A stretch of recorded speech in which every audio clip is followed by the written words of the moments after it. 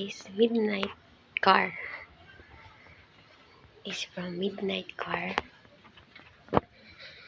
and that Team Ronnie vlog car.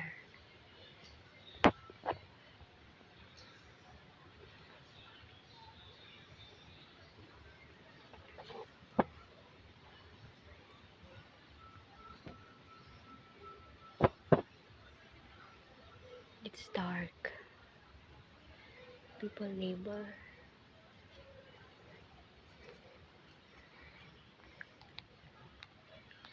That's Team Ronnie vlog car, and this is Midnight Car.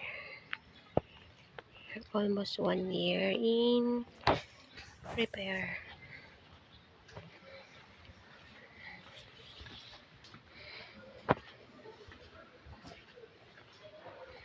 But not used because afraid to use expensive gasoline.